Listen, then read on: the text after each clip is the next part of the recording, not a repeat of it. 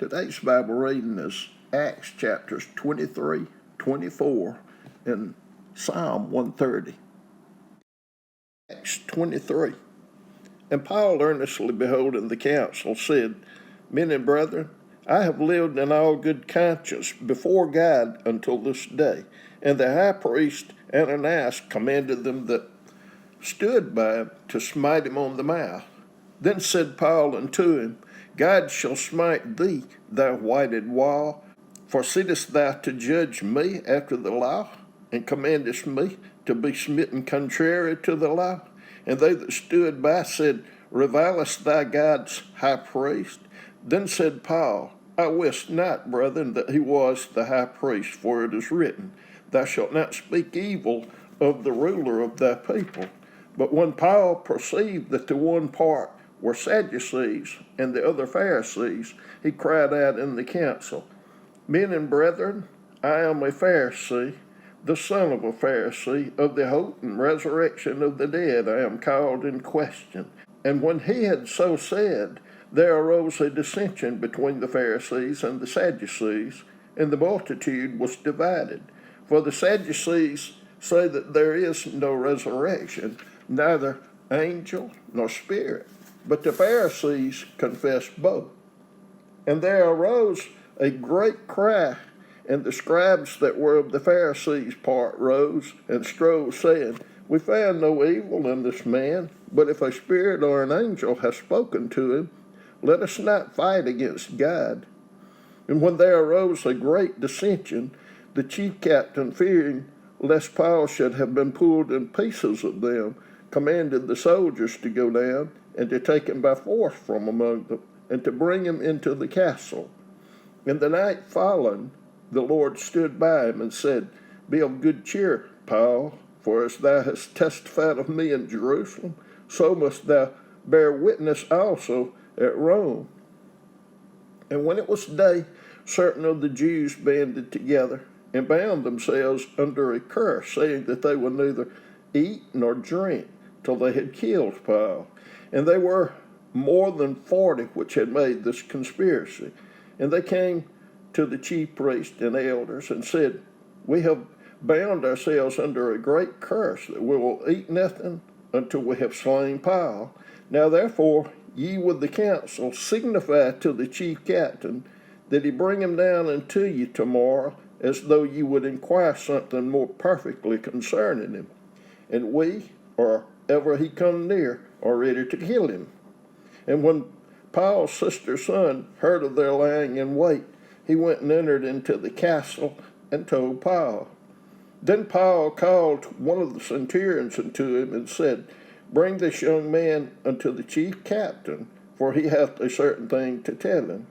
So he took him and brought him to the chief captain and said, Paul the prisoner called me unto him, and prayed me to bring this young man unto thee, who hath something to say unto thee. Then the chief captain took him by the hand, and went with him aside privately, and asked him, What is that thou hast to tell me? And he said, The Jews have agreed to desire thee that thou wouldest bring down Paul tomorrow unto the council, as though they would inquire somewhat of him more perfectly. But do not thou yield unto them, for there lie in wait for him of them more than 40 men, which have bound themselves with an oath that they will neither eat nor drink till they have killed him. And now are they ready, looking for a promise from thee. So the chief captain then let the young man depart, and charged him, See, thou tell no man that thou hast showed these things to me. And he called unto him 2 centurions, saying, Make ready 200 soldiers to go to Caesarea, and horsemen 70, and spearmen 200 at the 3rd hour of the night. And provide them beasts that they may set Paul on, and bring him safe unto Felix the governor. And he wrote a letter after this matter. Claudius Lysias, unto the most excellent governor Felix, sendeth greeting. This man was taken of the Jews, and should have been killed of them. Then came I with an army and rescued him, having understood that he was a Roman. And when I would have known the cause wherefore they accused him, I brought him forth into their council, whom I perceived to the accused of questions of their law, but to have nothing laid to his charge worthy of death or bonds. And when it was told me how that the Jews laid wait for the man, I sent straightway to thee, and gave commandment to his accusers also to say before thee what they had against him. Farewell. Then the soldiers, as it was commanded them, took Paul and brought him by night to Antipatris. On the morrow they left a horseman to go with him, and returned to the castle, who, when they came to Caesarea and delivered the epistle to the governor, presented Paul also before him. And when the governor had read the letter, he asked of what province he was, and when he understood that he was of Cilicia, I will hear thee, said he, when thine accusers are also come. And he commanded him to be kept in Herod's judgment hall. Acts chapter 24. And after 5 days, Ananias the high priest descended with the elders, and with a certain orator named Tertullus, who informed the governor against Paul. And when he was called forth, Tertullus began to accuse him, saying, seeing that by thee we enjoy great quietness, and that very worthy deeds are done unto this nation by thy providence, we accept it always, and in all places, most noble Felix, with all thankfulness. Notwithstanding that I be not further tedious unto thee, I pray thee that thou wouldest hear us of thy clemency a few words. For we have found this man a pestilent fellow, and a mover of sedition among all the Jews throughout the world, and a ringleader of the sect of the Nazarenes, who also have gone about to profane the temple, whom we took and would have judged according to our law.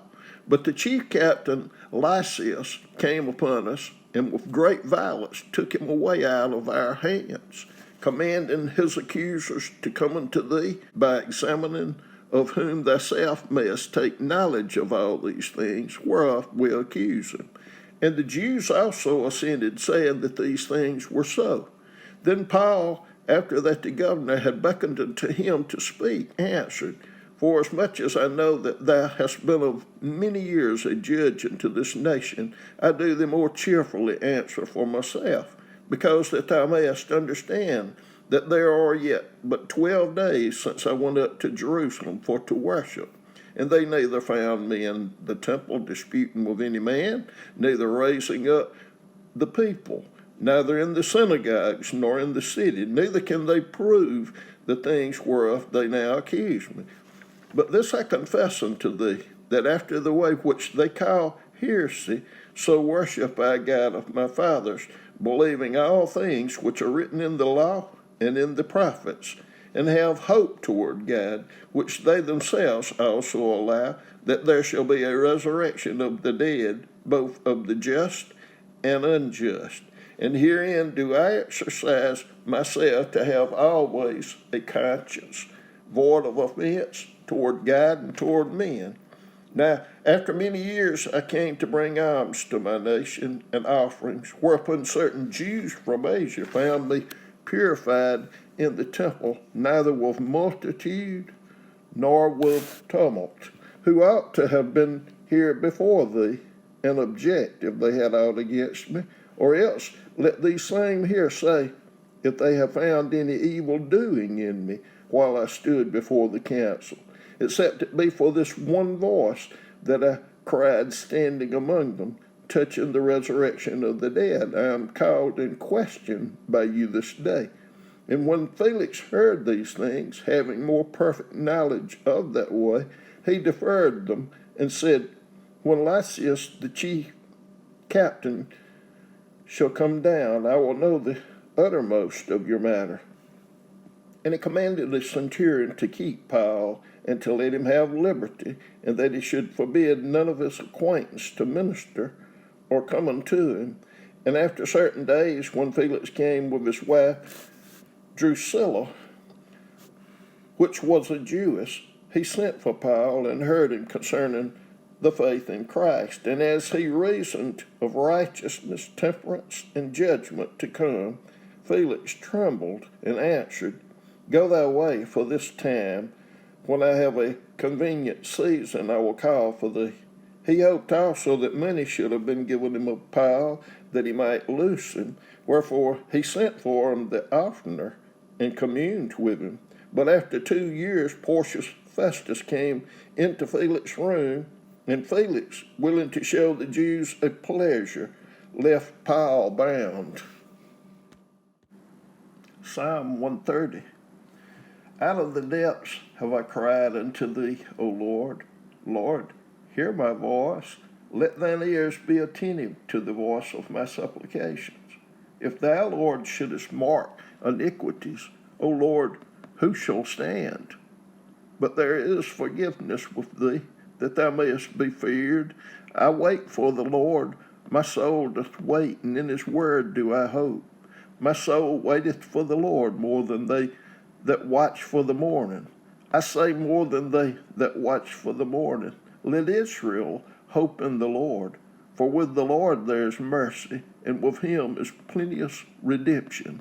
And he shall redeem Israel from all his iniquities.